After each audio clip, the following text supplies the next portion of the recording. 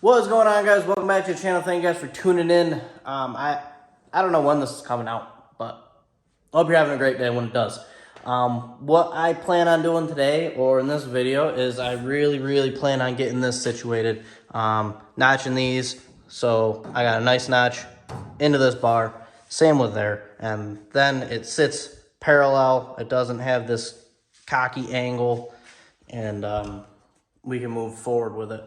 So that is the plan for the first part of the video. We're gonna just jump right into it. No explanation, no nothing. You guys know what I'm doing. And we're gonna just get straight to work.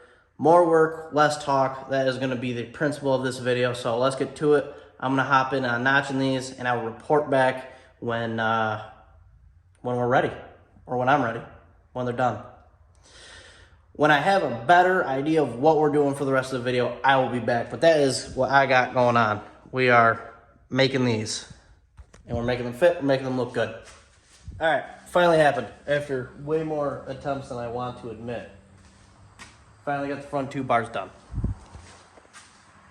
Passenger side, driver's side, they're in. Now we can really start playing with the motor, and ideally get these welded up tonight. And yeah, that's ideal. Ideally, work hard enough or long enough and get those two front bars welded in, and then we can start looking into making some plates to weld to those bars, which then the plates will attach to the front plate, and obviously motor will attach. You get the idea. You get the point, I should say. Then we're going to tackle the back after we weld these two in, find out where we want, weld the back in, and then this thing will have a front plate, a mid plate, and the motor will be able to be put in. Like I can actually go get the good motor in the corner and put that in just for shits and giggles, but it's finally in.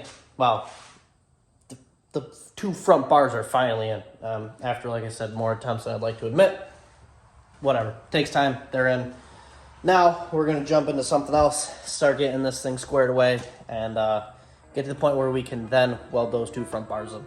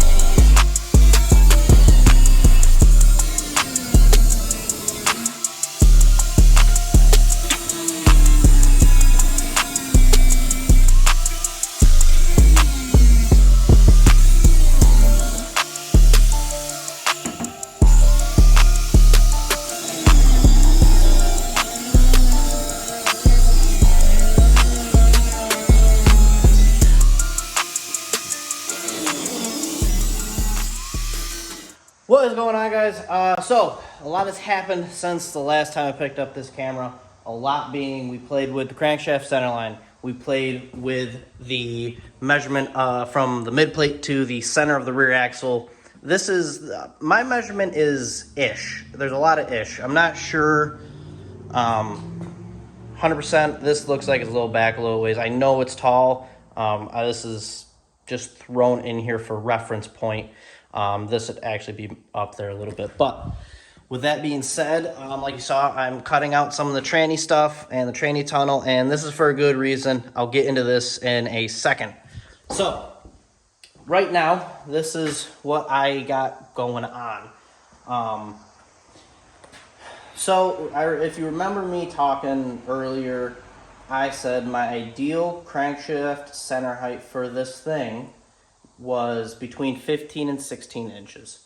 You saw us pull the motor and trans out because the tranny tunnel didn't allow me to put the motor in kind of exactly how I wanted it to do. So I took the transmission out, slid this thing in, and rough cut a few things. To kind of make this short and easy, my crankshaft center line is now, it was 18, which is extreme, but I'll explain why it was 18. Now we're, there you go, 16 and a half-ish. And I don't think it's going to stay there. I actually think we're probably going to go up about an inch or so. So 17 and a half. We'll be back to 18, and for good reasons, and I will explain. So this is where I look like a crazy person, and I'll explain that I am. So why am I going back up to 17 and a half, 18 inches? Well, let me explain. I am dealing with my bullshit. So the oil pan on that motor over there has a depth of 7.5 inches. Now, that puts the oil pan underneath the K-member. So I don't want the oil pan being the lowest thing on here. I want the K-member to be. So we're picking the motor back up. However, the oil pan is still going to be lower than the K-member. What I'm going to do to combat that is they make these fancy thing called wheelie skis, which now lowers the lowest point in the car to... So, like I was saying, the wheelie skis are now going to become the lowest part of the car. What those do is they will come off the K-member, and then they loop around and go to the front of this rear control arm bolt. And now that turns into the lowest point in the car. Now, that's mainly for wheelie purposes and stuff. I'm raising the oil pan of this thing back up because remember, this thing is going to be a street car. New York roads are not friendly. They suck, quite frankly. They are just absolutely terrible. And I don't know, I'm playing it safe, really. And it may screw me down the road when I try to make a little bit more power, but also this isn't the car that I'm trying to set the world on fire with. This is a car that's supposed to make 11 to 1,300 horsepower, run 550s, and I can drive anywhere. It'll run faster than 550s, but you know, this is going to be the car that I take to the airport races around here, the local tracks around here. Just the odds of me going to Georgia with this thing it's not going to happen. So I don't have to really worry about making a huge amount of power. Honestly, with where the motor is going to set, it will probably help me out on these not as good surface areas that I will be on. And I'm cool with that. I'm very cool with that, and I think it works out well. But to go with why the oil pan is getting raised up a little bit, kind of the order that this is going to go, it's the wheelie skis are going to hit first, the bumper is going to get ripped off, and then it'll be the oil pan and then the K-member. So to get to the oil pan, I want to make sure that a lot of other things have gone wrong, so that way like the oil pan isn't the biggest problem I'm facing. I guess what I'm saying is when we get to if we get past the wheelie skis, we have a lot of other issues, and the whole front of the car has to be redone if I get through the wheelie ski portion of this, is kind of what I'm saying. But with the roads being rough in New York, I don't want this thing to be hanging down a lot with construction potholes. If you live in New York, you understand what I'm saying. The roads are just shit, and it is what it is. So, all right, so I'm going to be honest. I just went on a tangent of mid-plate measurement and crank centerline measurement and how they work together, and I decided that I sound like a crazy person, so I just kind of cut that section. If you want me to go in depth on my belief on it and what the reason that things in this car are the way they are, I'll gladly explain in the next video. Just let me know if you want me to go kind of video, then I'll go into it. But motor's going to sit at 17.5-ish inches. Wheelie skis are going to become the new lowest point, and the oil pan's still going to sit a little bit below the cross member or the K member, but it is what it is. If I get to the oil pan, a lot of other things have gone wrong, so it's not that big of a deal. Now, Like I said, the rear end's kind of in, and it's just floating there. The measurement isn't 100%, but it's showing me at full bump.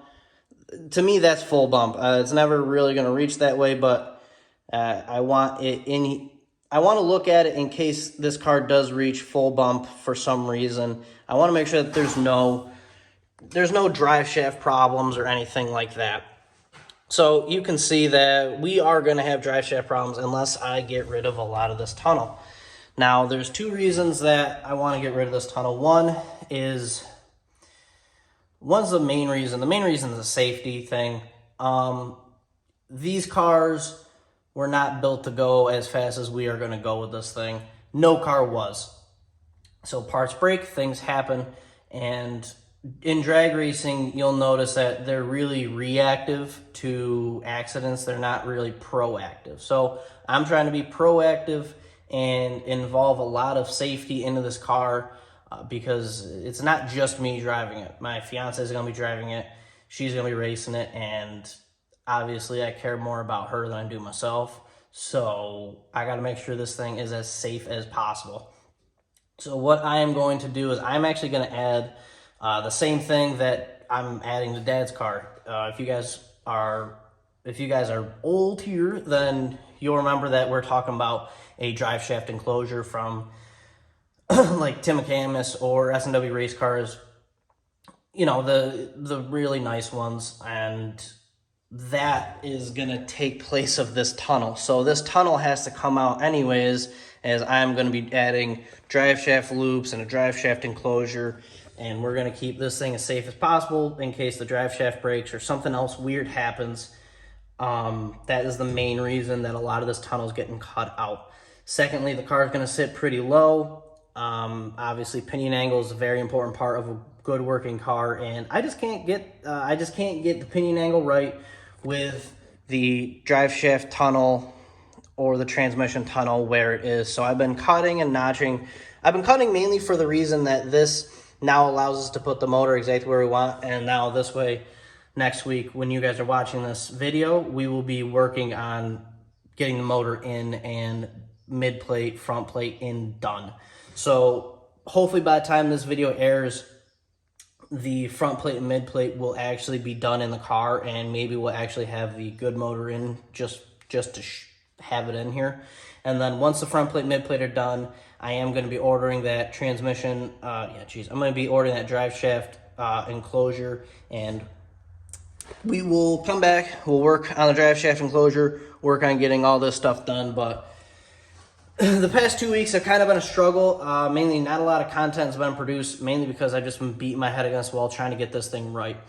I think I'm overthinking it, but also that's okay, because that means I've thought about every situation. So, like I've been saying, after hopefully, you know, when the motor, the front plate, mid plate are in, which should be this week when you guys are viewing this, then we'll work on the back, and I am going to be ordering that drive shaft enclosure. We're going to be working on that as well. So the reason that content's kind of been lacking the past 2 weeks is because I've been trying to get the motor where I want it, and I want it right. I don't want to be second guessing where I put it. I'm very confident where I've had it.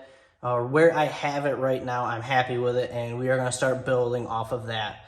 Hopefully by this, like I said, the time that this is viewed or uploaded, I should be welding up the rest of the stuff and getting it done. So pretty much next week, motor will have a location permanently. Front plate, mid plate will be done, and we'll be able to move on to the back and the drive shaft enclosure and stuff like that. That's kind of where we're headed. That's what we got going on. So like I said, content's been slow because I've been trying to make it correct. I've been trying to make this placement of this motor correct, and I've also been kind of busy with stuff outside of race car and outside of work. Just life happens.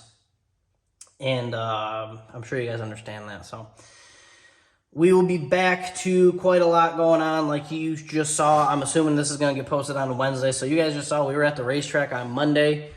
We were doing a little chassis tuning, a little motor tuning, and hopefully we got that thing running good. I don't know, because that's tomorrow for me. So I don't know. I'm just rambling. I'm going to leave this video off. I believe I know what I'm doing. I think I'm going in a good direction. the people I've talked to are way smarter than me, and they seem pretty confident in what I'm doing, so we're good there. So, like I said, this thing's a street car. It's not purpose-built. If it was purpose-built, I'd be doing this way differently. And I got to deal with the street car stuff. And a good street car doesn't make a good race car, and a good race car doesn't make a good street car. So I got to balance it the best I can. Some things are going to lack more than others, and it is what it is.